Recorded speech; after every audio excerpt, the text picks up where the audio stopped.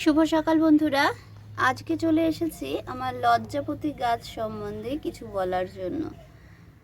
লজ্জাপতি গাছটা ছোটোবেলায় আমাদের পাড়ায় আমার বান্ধবীর বাড়ির সামনে পুরো জঙ্গল হয়ে থাকতো। তো মজা করেই আমরা সেটাকে ছুঁতাম, আর এই মজাটা পেতাম। তো ভালো লাগতো বলে মাকে বলেছিলাম যে মা বাড়িতে নিয়ে এসে লাগাই, কিন্তু মা তখন লাগাতে দেয়নি। বলেছিল লজ্জাপতি গাছ লাগানো বাড়িতে নাকি ভালো না। কিন্তু এখানে আসার পর যখন আমি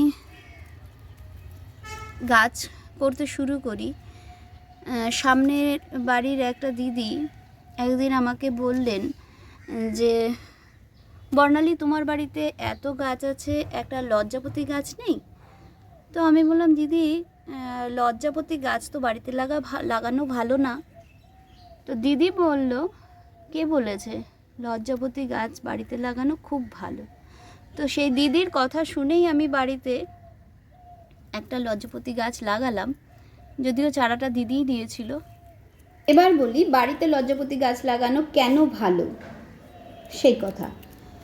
লজ্জাপতি গাছের বোটানিক্যাল নাম হচ্ছে মিমোসা পুডি। আয়ুর্বেদিক শাস্ত্রে এর অনেক উপকারিতার কথা বলা আছে।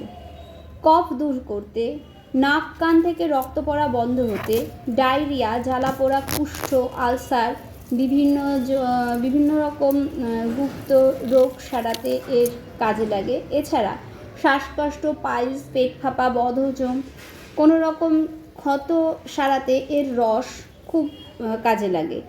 যাদের দাঁতের বা মাড়ির সমস্যা হয় তারা লজ্জাপতি গাছের মূল 20 সেন্টিমিটার লম্বা একটু কেটে নিয়ে পরিষ্কার করে ধুয়ে যদি 15 মিনিট সেদ্ধ করে সেই জলটা দিয়ে কুলকুচি করেন তাহলে অনেক উপকার পাবেন। একটুখানি ধার্মিক দিকে বলি, এই গাছ লাগালে বাস্তুদোষ ও গ্রহরাজের দোষ কাটে। শনিদেব, লক্ষ্মী ও শিবের আশীর্বাদ পাওয়া যায়। এই গাছের সাথে শনিদেবের নাকি সরাসরি যোগাযোগ আছে। এই গাছ বাড়ির দক্ষিণ দিকে লাগানো ভালো, এটা বাস্তুশাস্ত্রের মতে বলে। তো এই ছিল আমার লজ্জাপতি গাছ সম্বন্ধে যেটুকুনি জানি সেইটুকুনি। তো এবার যদি আপনারা এর থেকেও বেশি জানেন, অবশ্যই বেশি জানেন, তাহলে আমাকেও একটু জানাবেন। আর গতকাল একজন দিদি আমার কাছে লজ্জাপতি গাছ সম্বন্ধে জানতে চেয়েছিল বলে আমি ভিডিওটা করলাম আজকে। তো যারা